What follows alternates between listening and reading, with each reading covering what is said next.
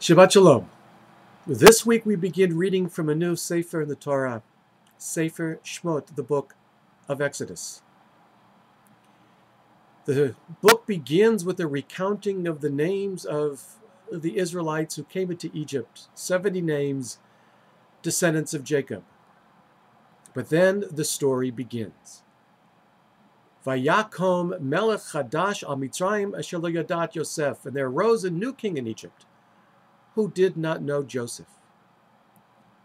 And this new king was full of fear and anxiety that living in the midst of his kingdom would be a fifth column, that the Israelites would never be loyal Egyptians, would never be supportive and loyal of the king, and as a result, as the king would go into battle, there would be a fifth column in his own territory. And so he began a campaign of limiting and ultimately eliminating the Israelites. First, he said to his advisors, "These people are too numerous for us. Let us enslave them. Let us cause them to labor terribly so that they don't reproduce." And the more hardship they imposed upon the Israelites, the more they reproduced. So then Pharaoh came up with another plan. He met with the midwives of the Hebrews, known as Shiphrah and Puah, and he said, "I have a plan. Look at the birth stool when you deliver the Israelite women.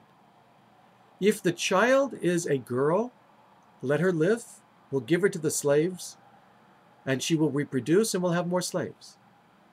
Should it be a boy, cast him into the Nile and kill him. And in that way, through infanticide for the boys and assimilation with the girls, the Israelites will disappear." Well, Shiphrah and Puah did not listen to the Pharaoh. In one of the first recorded acts of civil disobedience, these two women, Shiphrah and Puah, defied Pharaoh, not outwardly, but secretly, surreptitiously, and they helped Jewish boys survive. There, of course, is an attempt to identify who Shiphrah and Puah are. There is a tradition which says that Shiphrah was Yocheved and Puah was Miriam, the mother and sister of Moses, and that Miriam would stand by the Nile when Moses was in that little ark in the bulrushes, and every day would watch over him and make sure that he was okay until Pharaoh's daughter came and took him out of the water, named him Moshe, Mishetihu Minamayim, and brought him into her house, and raised him as her own. But there's another tradition, much larger and much longer, which says that these Hebrew midwives were not Hebrews, but midwives to the Hebrews. They were Egyptians who took it upon themselves to defy the Pharaoh.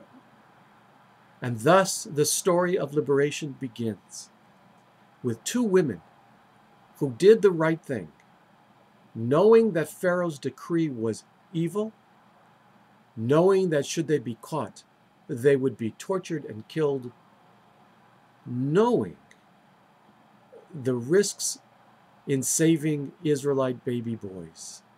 Even still, they did the right thing. Why? Because the Torah says they were on the side of God. God is on the side of life. God is on the side of liberty.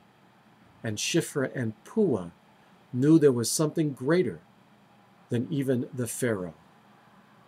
With that knowledge, we should all take heart to know that it doesn't take a mass movement to change the world.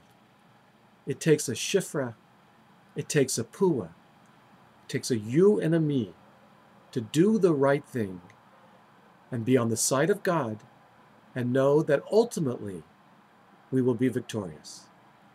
Shabbat Shalom, and may you have a Zis and Shabbos.